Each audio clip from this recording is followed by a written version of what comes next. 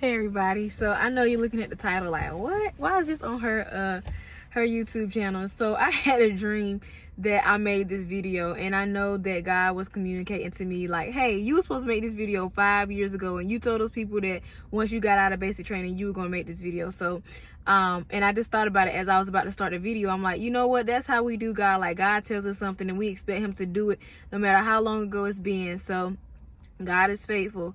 So basic training, for those of you that are going to basic training, and this time I definitely commend you because we know a pandemic is going on. But I had a dream that I was just telling y'all, you know, things that you need to know before you go to basic training. So knowing the Soldier's Creed is really helpful. So if you have time to learn that before you go, that's always helpful. Definitely, even though you learn those things, you know, don't go in there thinking like, oh, I know everything. You know, be the low key type of person. That's the type of person that you want to be. You don't want to be the person that is the know-it-all. We had those people, even though it was 5 years ago when I went to basic training. I went to basic training. I went to Fort Leonard Wood. My ship date was July 8th. 2015.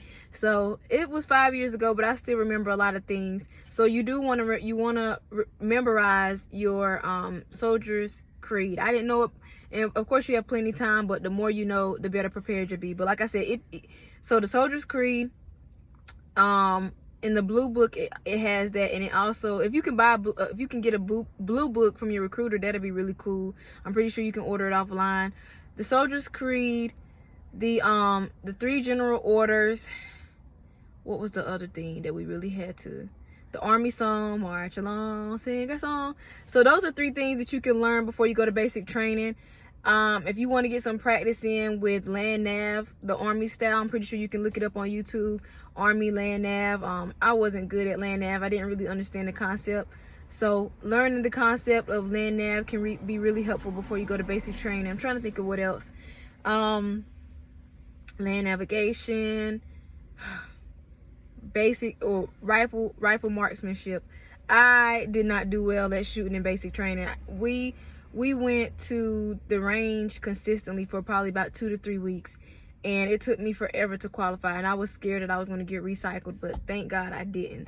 So and speaking of God, when I went to basic training, I was not saved. So if you are a young person that, or whatever age, because I think the age to go to basic training is the age to join the Army.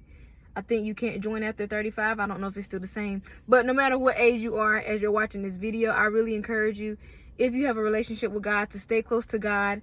And I know different training sites are different, but we had the time that we had. You don't really have a lot of downtime, but if you want to stay close to God, he will definitely honor your desire. You know, you might have to you know, go pray in the bathroom or pray in your bunk, you know, get you a little flashlight and have your word with you, you know, get up in the morning early. I know you already get up early in basic training because we used to get up like at 4 something, but I wasn't getting up to study because, like I said, I wasn't saved yet, but I was getting up early just to be up early before everybody got ready. So it's always a good thing if you are a young person that desires to keep a relationship with God and grow in God, even in basic training.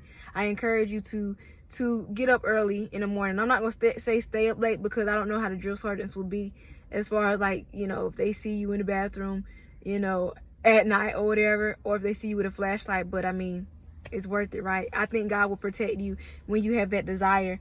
And if you are young, if you are somebody that doesn't have a relationship with God before you go to basic training, I encourage you to, you know, seek God. And maybe you don't even believe in God, but there's a scripture in the Bible in Psalm where it says that, you know, the things that we see in nature, they declare they're the work of God, and they declare his existence, you know. So I was riding past the mountains. I live in California right now. I was riding past the mountains earlier today, and I was just like, you know, nobody can tell me that God is not real. You know, the things that we see are just like something more intelligent than us had to, you know, create this. And I know that intelligence to be the living God, Jesus Christ. So so let me go back to my story. So I shipped off to basic July 8th from South Carolina. I joined in South Carolina Army in Army Reserve. I went from South Carolina to North Carolina, and then I flew out to Missouri. So when I got to reception, which is like the week, it's like 5 days. For some people, it may be longer. For some people, actually, it was 7 days. Some people, it may be shorter. Some people, it may be longer. It just depends. And it's been 5 years, so I don't know what they've changed. So when I went, we stayed at, we shipped. I went there. When we got on the military base, they took our phones. We got that same day. Like, we didn't have our phone in reception. I don't know how they're going to do it with the whole COVID thing, with people staying in touch with their families, but we didn't have our phones in reception. They took it that same night. We got there. Reception was really us just getting our shots and getting our uniforms, getting sized for our uniforms. We had to wait in line quietly. They would let us take out our blue book to study, but we couldn't talk. It was like a lot of hurry up and wait. And I'm pretty sure you've heard that even if you're new coming into the Army, hurry up and wait. So we had a lot of that. You're in line, you're quiet, reading your book. And I would just say follow the rules. Just follow the rules. Don't try to be that person that gets over because you're going to get caught. Somebody's going to tell on you, you will meet good people. You'll meet people that think they know everything. Please don't be that person. Even if you are a good shooter, even if you are good at land nav, even if you know everything by heart, go in there humble. Don't go in there thinking that you're better than people. We had people like that, and I was just the type of person, like, I wanted to meet people, but I was just low key. I didn't want a lot of attention. I was able to be a squad leader, and you don't have to be a, what they call it, brown nose. You don't have to brown nose. People will see, the drill sergeants, your peers will see your genuineness. They'll see your they'll see you. You don't have to like brown nose, try to get brownie points and different things like that. Just do what always go over and beyond, but don't try to be seen, if that makes sense. Do what you're supposed to do, work hard, but don't try to like be seen, because that's not a good look when you're going into basic training. Because the drill sergeant, even if you know more than your peers, the drill sergeant just see all of y'all as the same. But I'm gonna take that back. They're gonna treat you all the same. Even if you come in with a specialist rank. I didn't come in with specialist, but there were some people that came in with specialists because they had went to college, but the drill sergeant still see you as a private. So they know from the beginning. I think they can discern who are the ones that really stand out. That's even in the real world. When you go to a job, you see people that just stand out. There's just something about them, but you don't want to just be like, hey, here I am. You just want to be low key. Shark attack was, see, my parents didn't play, so I was kind of already prepared for that. So it was just like more physical, just staying in the zone. Where I was at, the drill sergeants didn't want you to look them in their eyes, so I didn't do that. I made that mistake once, but then they were like, don't do it. So that's when I learned, don't look them in their eyes. So as soon as we left reception after like 7 days, and then the little cattle truck bus took us to basic training, which was only like a little ways away, same post. So we got there, we got off. They was like, hurry up, yelling, blah, blah, blah, blah, blah, all that good stuff. And it's more mental. You just have to remember what you're there for, and that it's not going to last all the way. Don't get mad. We had some people that try to get bucked, they got put in their place. So, you just want to be respectful and remember what you came there for. It's not going to last forever. I think my basic training was like 9 weeks. So that's like 2 months of your life. It seems intense, but you'll get over it. We did have some. So at Shark Attack, they had us putting our duffel bag, like they had us like putting it above our head, putting it down, putting it above our head, putting it down. Then finally, after all this, corrective training that we did during Shark Attack, they just gave us, they gave us a breakdown. They talked to us. We had to dump all of our stuff out our bag.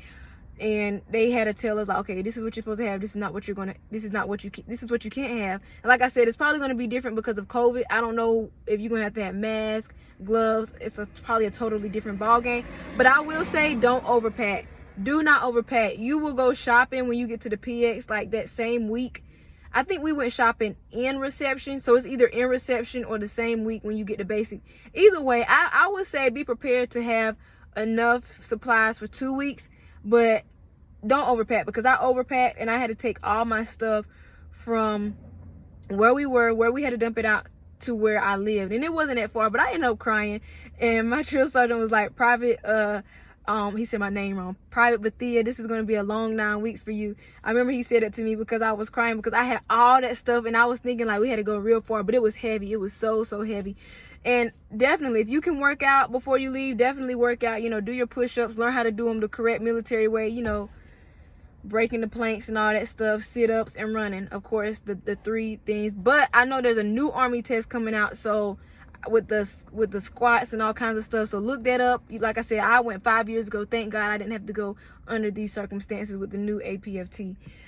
And I think it has a new name too. What else can I remember about basic training? There were some people that would that would sneak things into the barracks, like food and stuff, and I would just say it's not worth it. It's not worth getting caught and having to have extra corrective training. And you don't want to be that person that gets caught doing something and then everybody's looking at you side-eyed like that's the girl, the dummy, because there's going to be those people that just automatically stand out because they do crazy stuff like that.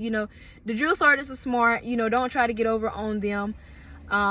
What else? I remember times where, oh yeah, make sure you have a good lock that you can buy to keep your wall thing secure. I know one time, I can't remember if it was my wall locker, I think I left it open by accident, and because they're going to check behind you. They would go around while we were outside. They would go around and like pull on our thing to see if everybody was secure, and if it wasn't secure, they would dump it all out. And then I remember one time they made like a drill sergeant with somebody's shampoo with the little hat. It was cute, but not cute at the time. We were upset. And then my bed got flipped because I was terrible at making my bed. So thankfully I had a nice roommate who we would get up early and she would make my bed for me. I just couldn't do it. But you'll meet friends. It's not really, I've heard stories of people, I think people have committed suicide and stuff in basic training, but like I said, you need God. You definitely need God. I wasn't saved when I went there, but it would have been a plus to have really known God like I do now. But don't be worried about it. I like I said, it's a totally different ball game now because people with the COVID, different restrictions and stuff. So I would just say, if you can't remember the things I've said, just go back to the video. After that, I went to AIT. I went to AIT at Fort Jackson, South Carolina, human resource specialist. AIT was way more relaxed than basic training. They kind of treat you like little adults. It was basically like school. It was school. We got to go out on the weekends. We had our phones and different things like that. But you still have to follow rules. You still have to be, respectful. Stand at parade rest. Still don't act like you know everything. And don't try to stand out, but just do you, be who you are. If you have some ways that need to change, don't be that way. But just you don't have to try to get brownie points. When you do what you're supposed to do, you'll stand out and different things like that. So I think if you listen to the tips that I've shared today, I definitely think it'll be beneficial. My company in basic training, I don't think we phased up for like a second, like maybe 30 seconds, and then we got phased down. But still, I mean, I was in Bravo 210.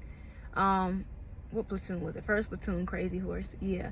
So and then when I went to AIT, I was in Delta Company, the Delta Dragons, and I think I was in 4th platoon, the Knights. So yeah, and the drill sergeants that were there when I was in basic training, I know they're gone from Fort Leonard Wood because I think you only have to be a drill sergeant for 2 years. Whew, crazy job. For 2 years, and then after that, I think you're done. So that was 5 years ago. I went in 2015. So as far as ladies with your hair products, I was transitioning into natural whenever I went to basic training. So I hadn't done the big chop yet. I didn't do the big chop until like after basic training in AIT.